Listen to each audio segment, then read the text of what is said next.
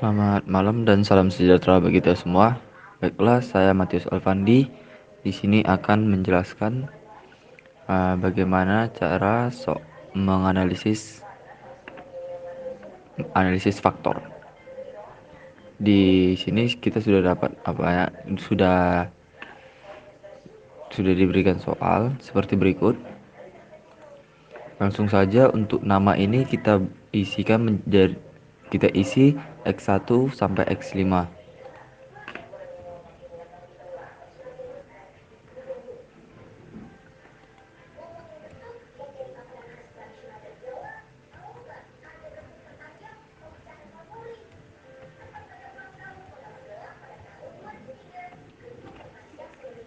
Untuk desimalnya kita kosongkan semua agar tidak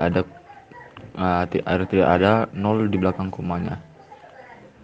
Untuk label kita isi sesuai dengan tabel yang ada di Word ini, seperti lama belajar, konsumsi susu, lama tidur, rata-rata buku dibaca, sama jarak rumah sekolah.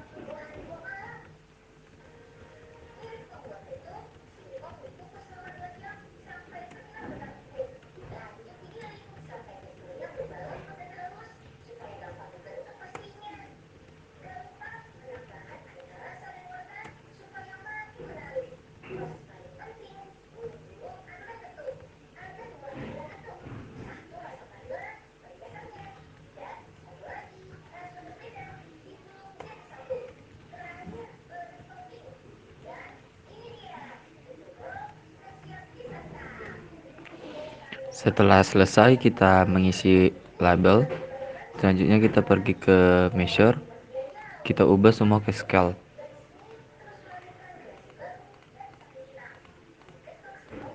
Ini untuk posisi nanti keluar di data view, saya bikinnya ke kanan semua, ke kiri semua.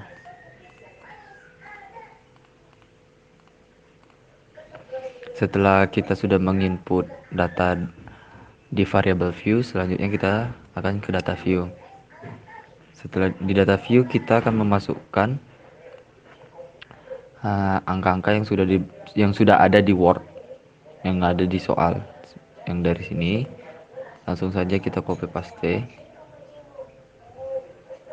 Kita copy, setelah itu kita pastekan di sini. Sebelum kita kan kita cek terlebih dahulu apakah sudah sama. Jika sudah sama, selanjutnya kita akan menganalisis. Caranya dengan menekan tools analysis. Setelah itu pergi ke dimension reduction, kita pilih faktor. Setelah itu kita pindahkan semuanya dari tabel sebelah kiri ke tabel variabel, kita pindahkan semuanya. Setelah itu kita pilih descriptive, kita centang KMO sama anti match. Setelah itu continue, balik ke extraction, kita pilih script root gunanya untuk menampilkan diagram di outputnya nanti. Rotation kita pilih vari max. Discourse kita centang save as variable. Setelah itu kita continue. Oke, setelah selesai kita kan, maka akan keluar output seperti ini. Nih.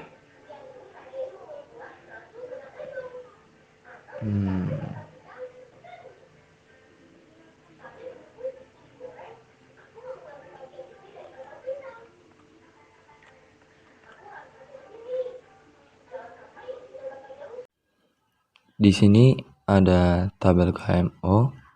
Tabel KMO digunakan untuk melihat kelayakan suatu variabel, apakah bisa diproses lebih lanjut dengan melakukan teknik analisis faktor atau tidak, dengan melihat measure of sampling adequacy atau MSA-nya, yang dimana jika nilai SMA-nya di atas 0,50. Berdasarkan output di sini didapatkan nilai MSA-nya 0,553 dan Berlitz test of sphericity-nya 0,0. Jadi data variabel tersebut bisa diproses lebih lanjut dengan teknik analisis. Selanjutnya kita ke tabel output yang kedua, di mana tabel output kedua yaitu anti-match matrix, di mana anti-match tabel kedua ini digunakan untuk menentukan variabel mana saja yang layak dipakai dalam analisis faktor dan dilihat pada bagian anti-match correlation. Di sini ada huruf A. Huruf A ini merupakan Measure of Sampling Education atau MSA atau yang terdapat di tabel pertama KMO. Jadi di bagian tabel output kedua, MSA ini merupakan persyaratan untuk melakukan analisis faktor dengan nilai ketentuannya itu 0,050. Jika terdapat output ataupun MSA yang di atas 0,50, maka akan dilakukan penganalisisan faktor ulang. Seterusnya kita langsung scroll ke bawah saja ke bagian output rotate component matrix. Di sini output ini digunakan untuk menentukan suatu variabel masuk ke dalam faktor mana saja dengan melihat nilai korelasi terbesar dalam variabel dan faktor yang terbentuk. Di sini bisa kita lihat nilai korelasi variabel lama belajar yaitu 0,975, sedangkan yang kedua min 0,040. Untuk menentukan faktor mana saja kita cukup melihat suatu nilai yang lebih besar. Jadi di sini lama belajar masuk dalam faktor 1, sedangkan di konsumsi susu masuk dalam faktor 2, lama tidur masuk dalam faktor pertama, yang rata-rata buku dibaca masuk dalam faktor 2, dan jarak rumah sekolah termasuk dalam faktor kedua. Jadi dapat kita simpulkan faktor 1 terdiri dari lama belajar dan lama tidur, sedangkan faktor 2 terdiri dari konsumsi susu, rata-rata buku dibaca, dan jarak rumah ke sekolah. Selanjutnya kita ke bagian output yang terakhir, yaitu output component transformation matrix. Output ini menunjukkan kelayakan atau menyatakan untuk merangkum kelima variabel yang dianalisis tadi dengan ketentuan nilainya harus di atas 0,5. Di komponen 1 kita lihat nilai korelasinya sebesar 0,998 dan yang bagian 2 0,998. Jadi kesimpulannya komponen ini atau kedua faktor ini layak menyatakan atau merangkum kelima variabel yang dianalisis tadi. Sekian penjelasan mengenai analisis faktor di soal yang pertama. Selanjutnya kita akan ke soal kedua, menganalisis klaster. Cara penganalisannya sama seperti faktor juga. Jadi kita tinggal menginput data yang sudah ada di Word dengan name ini sebagai kecamatan, persentase keluarga, persentase penduduk gitu. Jadi langsung saja kita masukkan nama pertama kecamatan,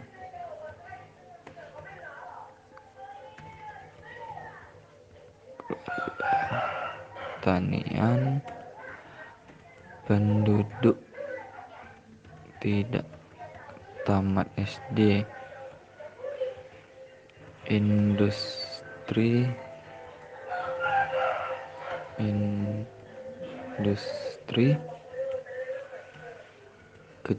kecil dan menengah,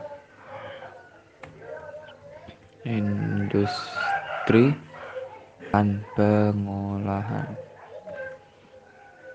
Oke,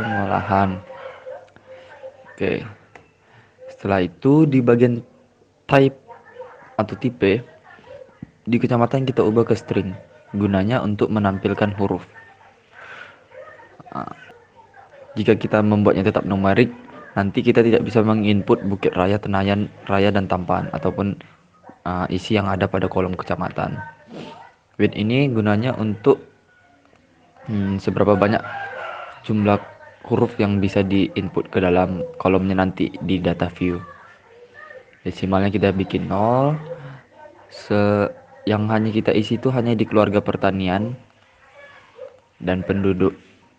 Kita bikin desimal 1 agar munculnya koma.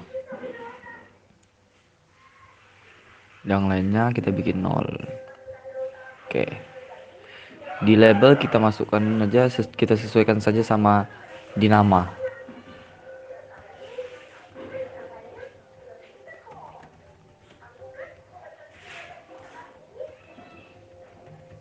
Pertanian penduduk tidak tamat SD, industri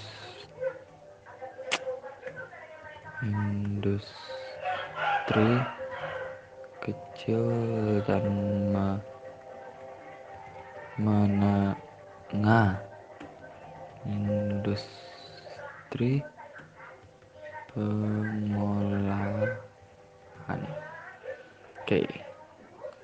Setelah itu kita ke bagian measure.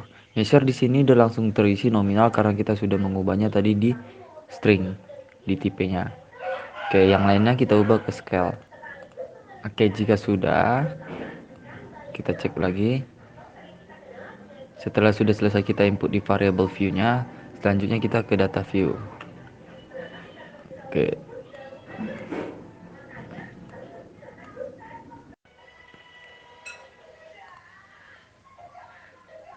Setelah variabel terisi, selanjutnya kita ke data view.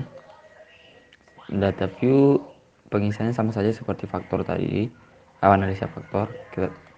Kita copy paste aja dari sini, dari Word.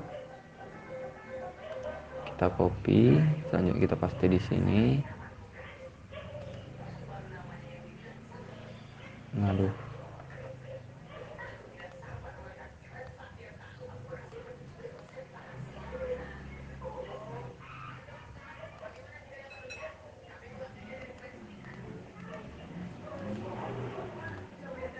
Kita paste. Angka-angkanya juga kita copy.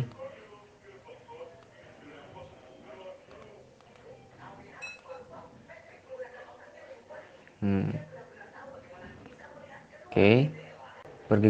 Kita pergi ke tools analysis. Kita tekan. Kita pilih yang di descriptive statics, kita pilih descriptive. Kita pindahkan semuanya. Kita pindahkan ke variabel. Selanjutnya kita centang save storage fields as variable. Oke, maka akan muncul outputnya.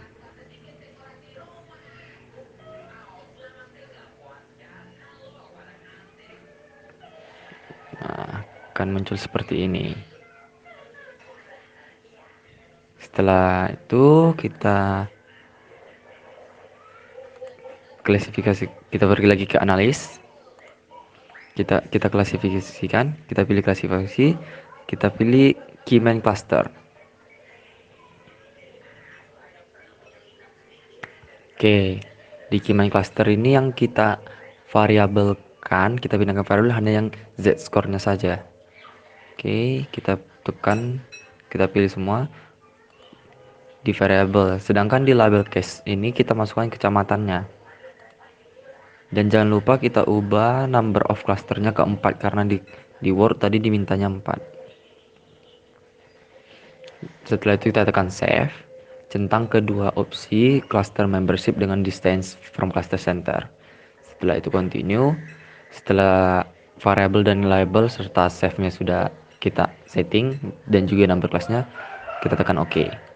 Maka outputnya akan keluar seperti ini. Ya.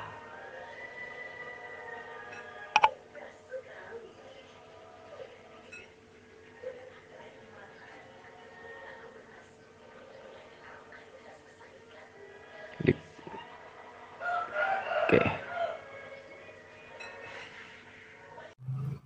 Maka hasil analisis clusternya akan seperti ini. Di sini ada di quick cluster ada 4 output, yaitu initial cluster center, iterasi history, final cluster center, dan number of case in each cluster. Di output pertama, di output ini digunakan untuk melakukan proses clustering sebelum dilakukan iterasi history. Dan di iterasi history untuk mendeteksi berapa kali proses iterasi yang dilakukan dalam clustering, dan di sini kita dapat datanya sebanyak 2 kali iterasi.